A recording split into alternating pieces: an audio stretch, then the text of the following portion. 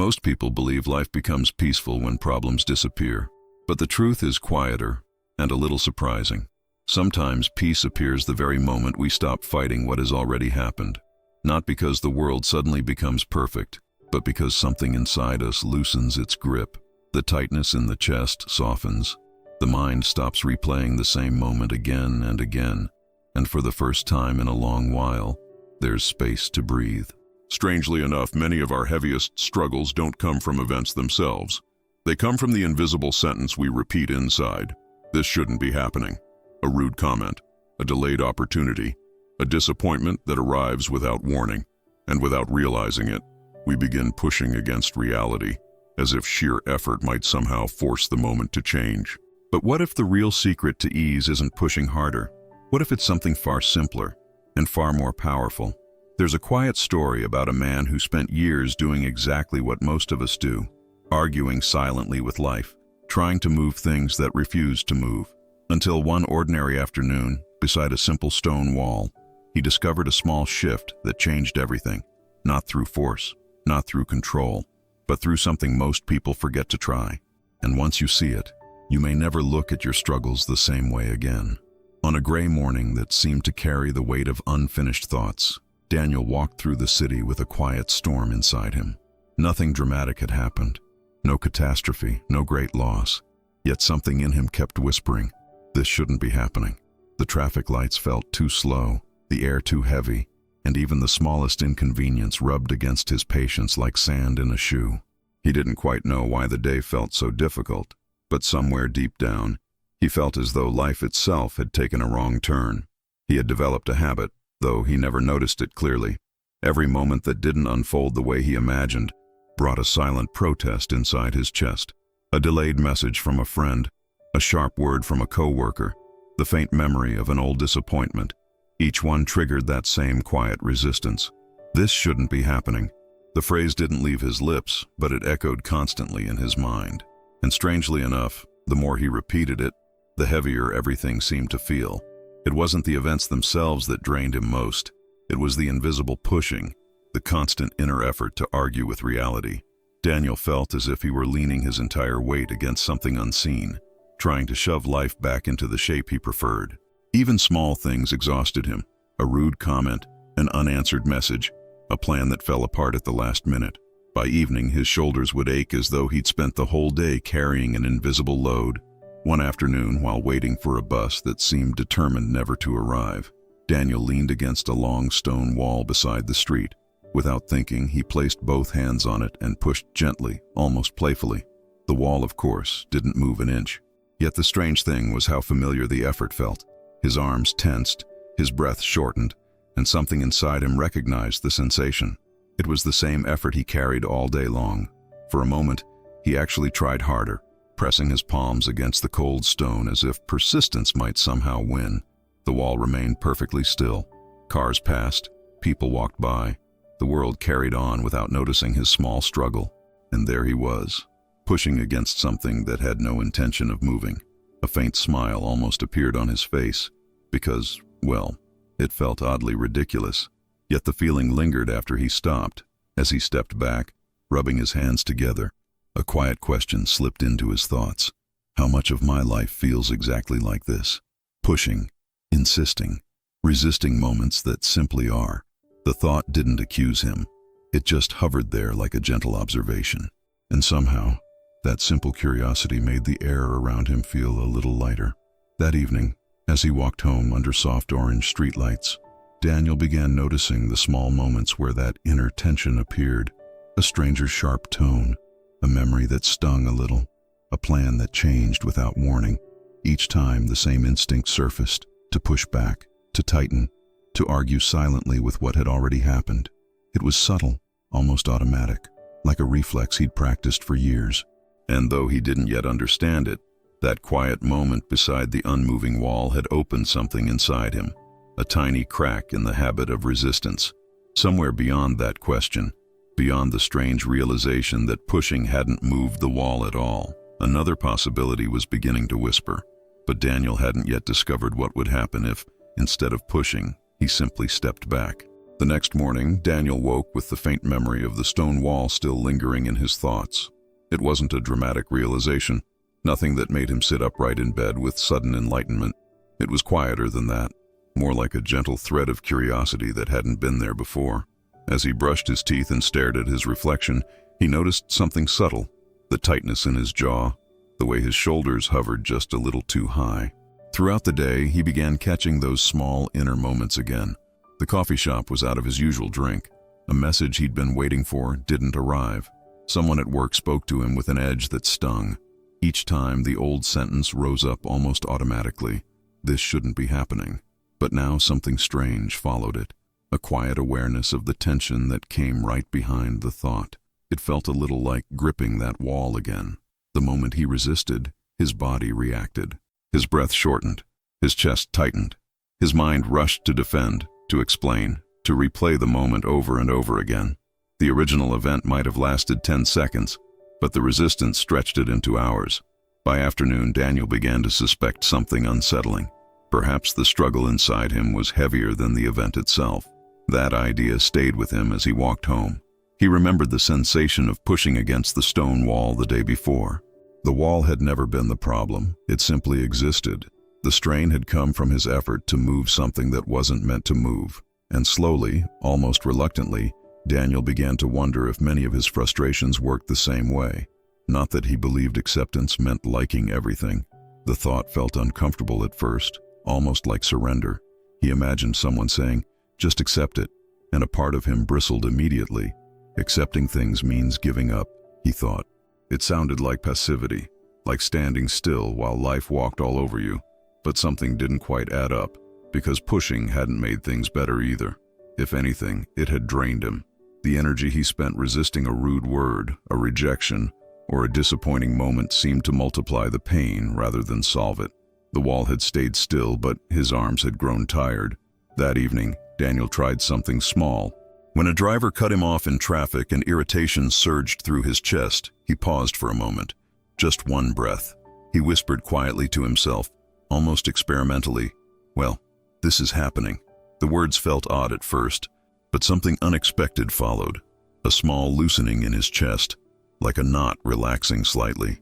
The situation didn't magically change. The driver was still gone, the road still crowded. Yet Daniel noticed something curious. When he stopped pushing against the moment stopped pushing back. The tension that normally lingered for miles dissolved within seconds. It was such a tiny shift that he almost laughed. And somewhere in that quiet breath, a new possibility began to form. One that Daniel hadn't considered before. Perhaps ease wasn't about controlling what happened next. Perhaps it had something to do with how tightly he held the present moment in his hands. For most of his life, Daniel believed the world worked like a stubborn machine that needed constant correction. If something went wrong, the answer was simple: push harder, think harder, argue harder. So when circumstances refused to cooperate, frustration settled into him like a permanent guest. It showed up in small things first: the delayed train, the misunderstood message, the sudden criticism that lingered in his mind long after the words had faded. Some evenings, after a long day, he would sit alone in his apartment and replay moments that had already passed.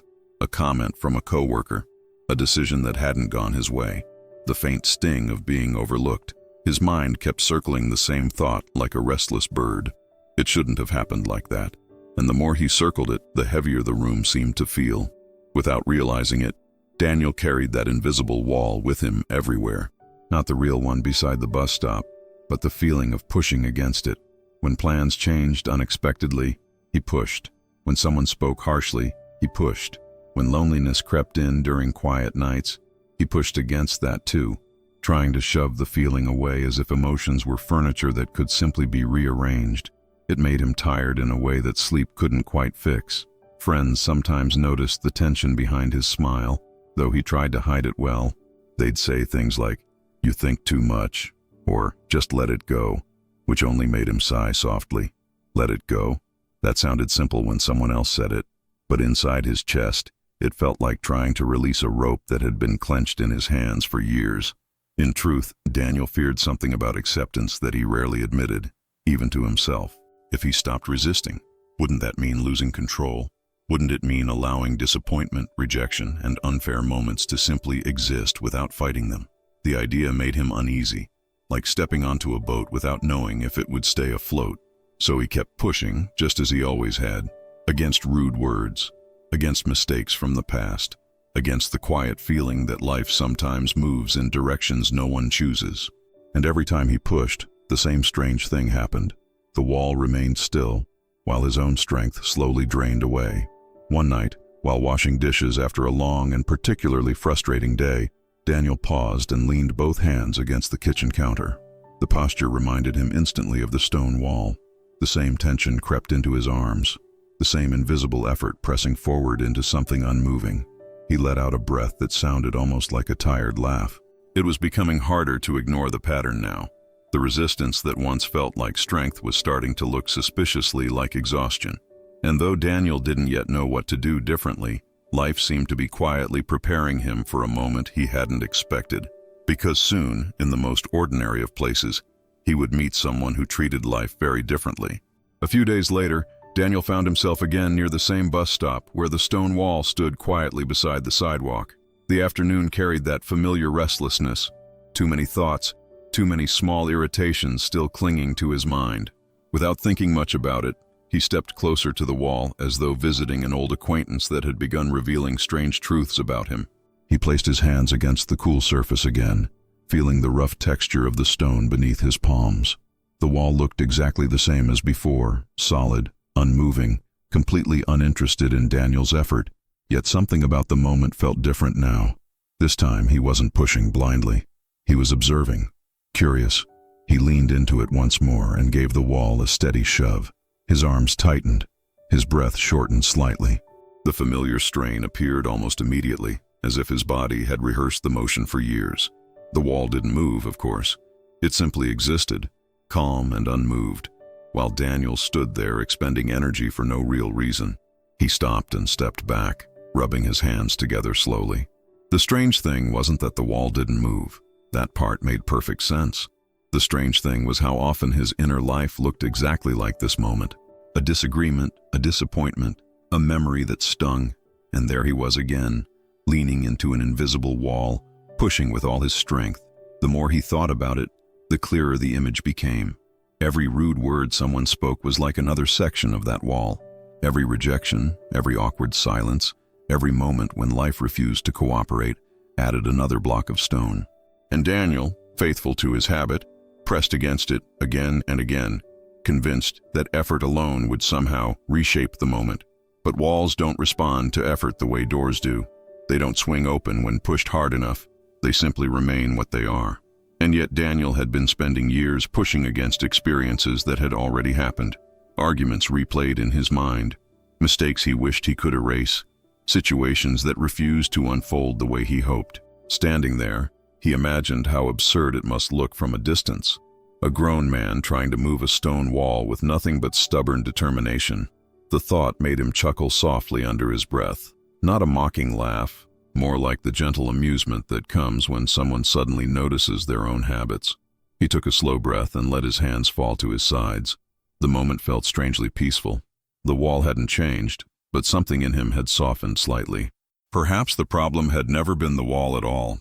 Perhaps the exhaustion came from the endless pushing, and as Daniel turned away from the stone, unaware of the quiet figure sitting on the nearby bench, watching the entire scene with calm curiosity, the story was already preparing its next quiet turn. Daniel had barely taken a few steps away from the wall when a soft voice drifted toward him from the nearby bench. "Interesting strategy," the voice said gently. He turned and noticed an older man sitting there, hands resting loosely on a wooden cane, eyes calm in the quiet way of someone who had spent many years watching life instead of wrestling with it. The man wasn't smiling exactly, but there was warmth in his expression. "Does it ever move?" the man asked, nodding toward the wall. Daniel blinked, a little embarrassed. "No," he admitted with a small shrug. The man replied, tilting his head thoughtfully, as if considering a very ordinary mystery. "I suspected as much." Daniel chuckled awkwardly and leaned against the bus stop pole. "I guess I was just thinking," he said. "That happens," the man replied with a soft laugh. "Thinking tends to push people into strange experiments with walls. They sat in a brief silence that didn't feel uncomfortable. Cars passed. Wind brushed the leaves of a nearby tree, and the city hummed quietly around them. The older man watched the street the way someone watches a river, without urgency, without trying to control its flow. "You know," the man said eventually, gesturing lightly toward the wall, "most people try to live exactly like that." Daniel looked at him curious. "They spend years pushing against things that were never meant to move." Daniel frowned slightly. "What do you mean?" he asked. The man stood slowly and walked toward the wall with an easy, unhurried pace. Instead of pushing it, he simply placed his palm on the stone for a moment, then stepped around it and continued walking along the sidewalk. "No pushing," he said gently over his shoulder. "Just walking where the path is open." Daniel watched him, puzzled but intrigued. The movement had been so simple it almost seemed like a quiet joke, and yet something about it felt deeply different from the effort he'd been making. When the man returned to the bench, he settled back down and glanced at Daniel with kind eyes. "Strength isn't always force," he said softly. "Sometimes it's flexibility, like water in a river." Daniel crossed his arms and looked again at the wall. For years he had believed that pushing harder meant being strong, determined, resilient. But watching this stranger simply move around the obstacle made that belief wobble a little, like a chair with one uneven leg. The old man noticed Daniel's thoughtful silence and gave a small, knowing nod. "Most people think yielding means losing," he added gently. "But once in a while, it's the only way to move forward." Daniel felt something shift inside him, though he couldn't quite explain it yet. The wall stood exactly where it had always been, silent and unchanged. But now there was another possibility standing beside it, and Daniel was just beginning to wonder what might happen if he stopped pushing altogether. The old man watched the quiet street for a moment, as if listening to something deeper than the passing cars. Daniel remained standing nearby, arms loosely crossed, his eyes drifting again to the stone wall, the same wall that had quietly absorbed all his effort just minutes earlier. Somehow it looked less like an enemy now and more like, well, just a wall. "You used a lot of energy on that thing," the old man said gently. Daniel smiled faintly. "I guess I did." The man tapped his cane lightly against the pavement. "Most people do the same thing with life." Daniel tilted his head. "Pushing against it?" "Yes," the man replied softly. "Against what already is." He rose slowly again and walked toward the wall, his movements unhurried, almost playful.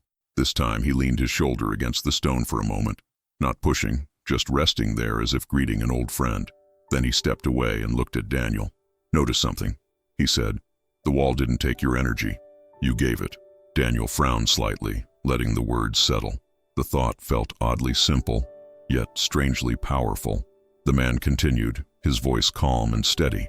"When you push against what has already happened, a harsh word, a disappointment, a delay, you spend energy arguing with a moment that is finished." He gestured lightly toward the street, where traffic moved in a steady flow. "But when you stop pushing, that energy becomes available again." Daniel looked down at his hands.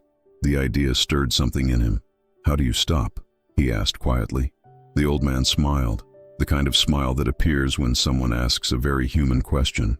"You begin with something small." He took a slow breath, visibly letting his shoulders soften. "Like this," he said. Daniel watched as the man closed his eyes for a moment and inhaled deeply, then released the breath slowly, as if placing something heavy back onto the ground.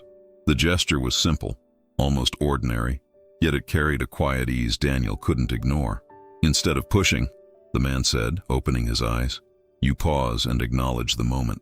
He tapped the wall lightly with his fingers. "You might even say to yourself, 'This is here.'" Daniel tried it silently. "This is here."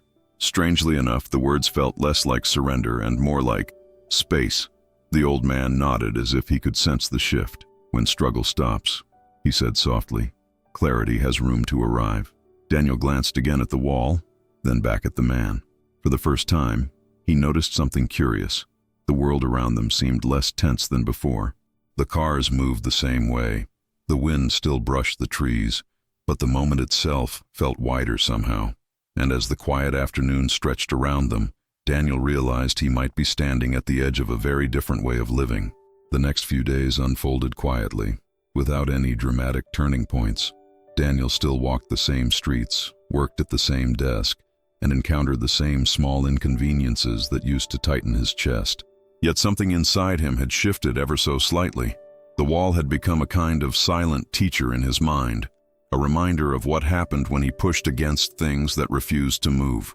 The first real test came sooner than he expected. A coworker dismissed one of his ideas during a meeting, the words carrying that familiar edge of criticism. Normally, Daniel's thoughts would have raced instantly, replaying the moment, defending himself in silence, pushing against the sting. But this time, he remembered the old man's calm voice. He took one slow breath and simply thought, this is here. To his surprise, the feeling softened much faster than usual. It didn't vanish entirely. Criticism still stung a little, but it no longer clung to him like a stubborn shadow. The moment passed through him instead of lodging inside his mind. Later that afternoon, he even caught himself smiling quietly at the memory, as though he had just discovered a small trick no one had bothered to mention before.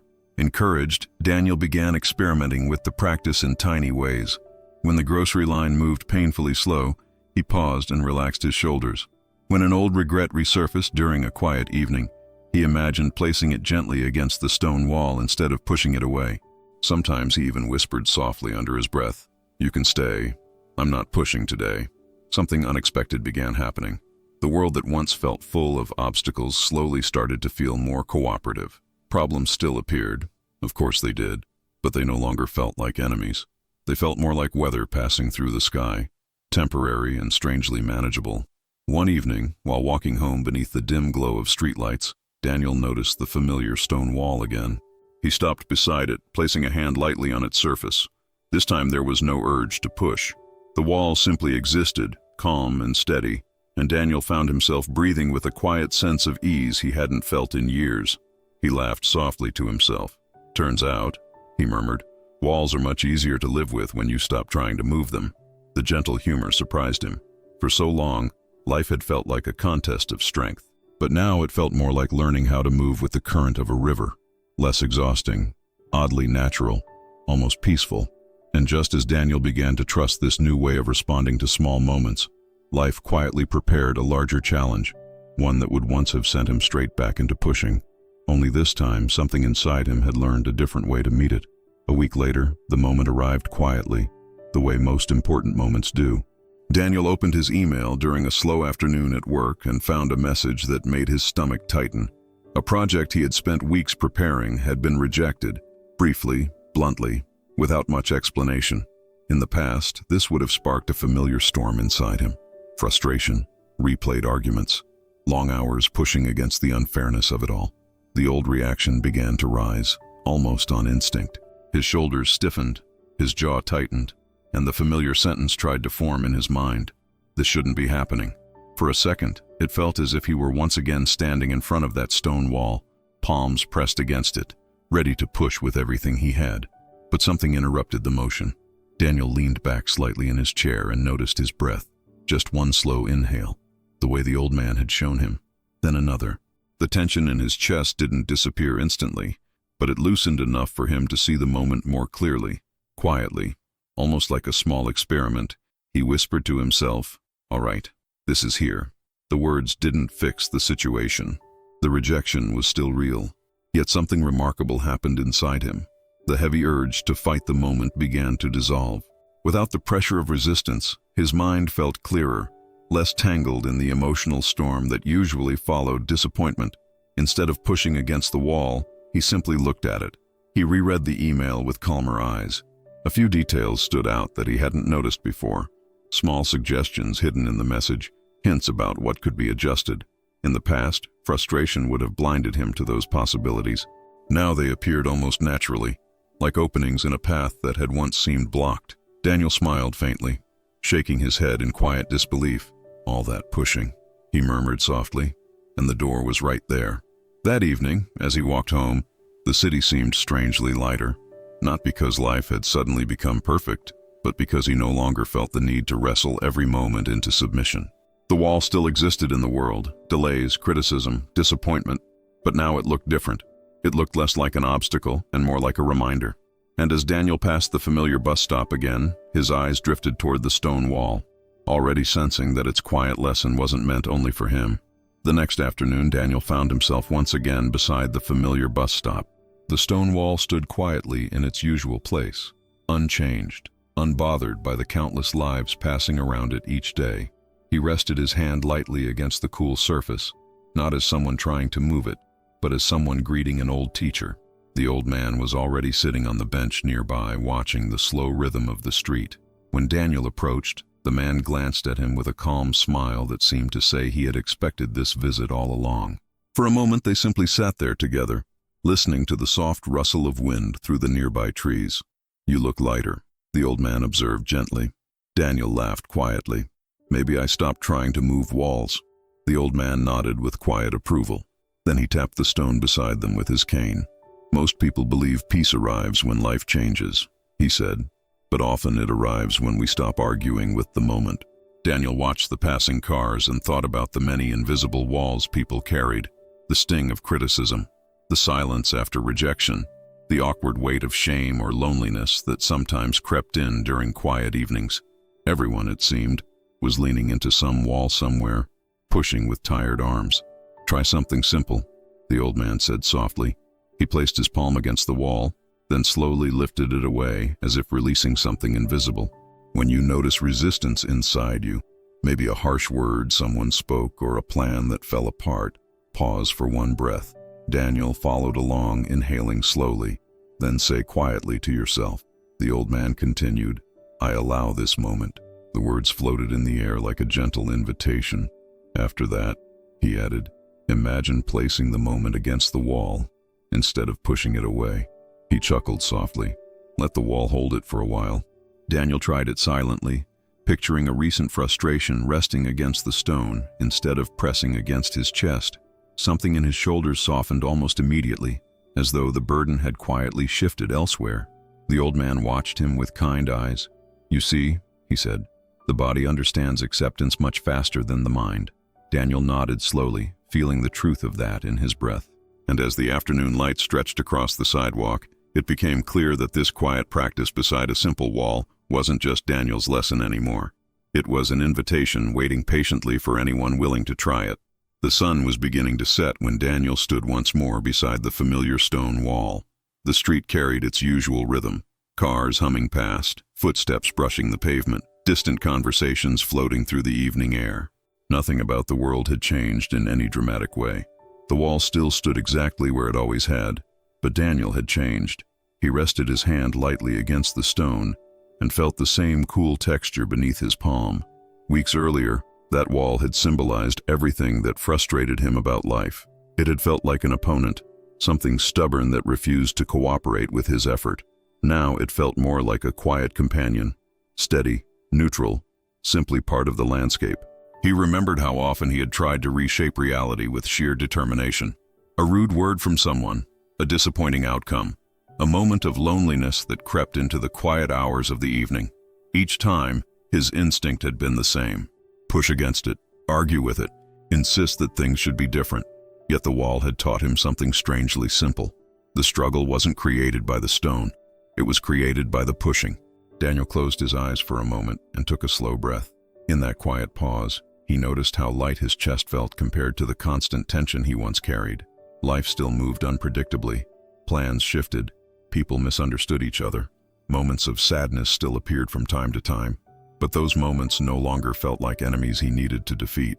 They felt more like passing clouds. He smiled gently, realizing that peace had never been hiding on the other side of perfect circumstances. It had been waiting in the small space that opened when he stopped arguing with the present moment. When the pushing stopped, something softer appeared. Clarity, patience, even a quiet sense of humor about the strange things life sometimes brings. The stone wall, silent as always, held its place beside the street. And Daniel, instead of pushing against it, simply walked forward along the open path beside it, moving with the flow of the evening, lighter than he had been in a long time. Somewhere behind him, the wall remained exactly as it had always been, but ahead of him, the road felt wide, open, and surprisingly peaceful.